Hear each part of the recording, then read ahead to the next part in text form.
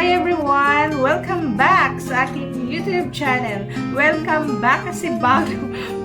Ngayon lang ulit ako nakapag-upload dito sa aking YouTube channel. For how many weeks siguro na hindi ako nakapag-vlog. Kasi busy ako sa aking online tutorial group. Meron kasi akong private tutorial na about sa cake pa din, yung pag-bake ng mga basic baking at cake decorating. So ngayon, buti na lang nagkaroon ako ng opportunity na mag-vlog. So, ang topic natin ngayon is about sa ating Everwhip whipping cream, kung paano ko siya binibake.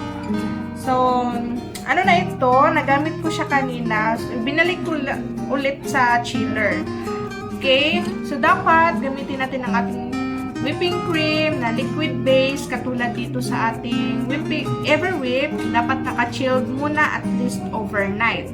So, itong aking whipping cream, mga last week ko na to siyang binili. So, maraming days na siyang nasa ref. So, dapat after mo binili ito sa store, dapat ilagay agad sa chiller.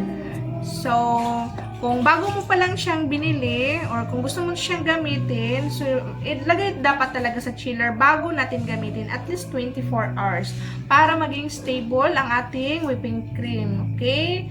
So, kanina ko lang ito binuksan kasi may order ako at ngayon mag-frost na naman ulit ako sa ating 1 tier na cake para order ko para bukas.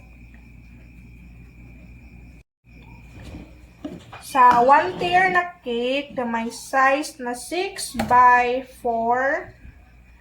So, bali 1 and 1/2 cup lang ang magamit natin dito. So, 1 and 1/2 cup.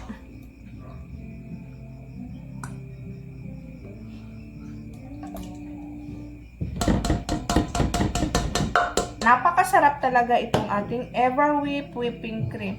So, i-beat natin ito siya from low speed to high speed.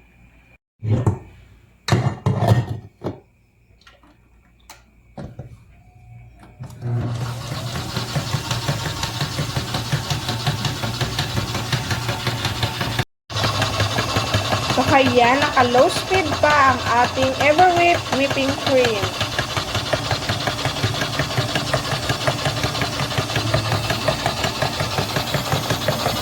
Then, i-medium speed ko na siya.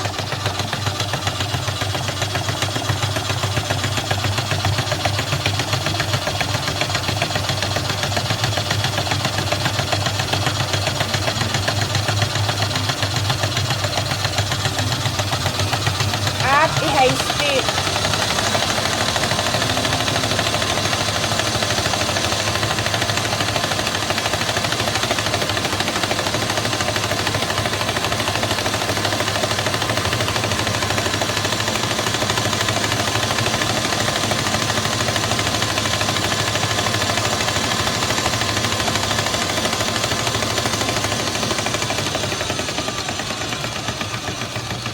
So, pag nakita kong nag-double volume na siya, nag-start na siyang mag-double volume, so mag-add tayo dito ng 1/4 cup of powdered sugar. Optional lang ang paglagay ng powdered sugar. Kung gusto niyo ng hindi na, pwede lang. At saka, kung gusto niyo medyo matamis-tamis, is mag-add tayo dito ng sugar. Yung powdered sugar. So, pinatay ko ang ating mixer at i-add ko ang ating 1/4 cup of powdered sugar. Then, i-mix ulit. I-beat natin ulit.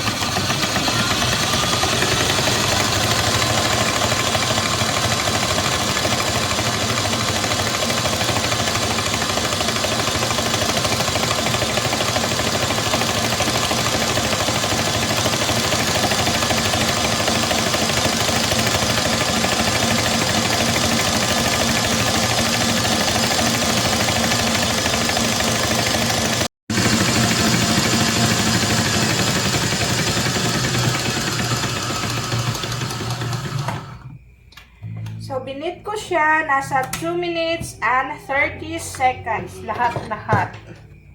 Okay, so ito na ang ating Everwhip frosting. So, napakasarap niya at super stable din.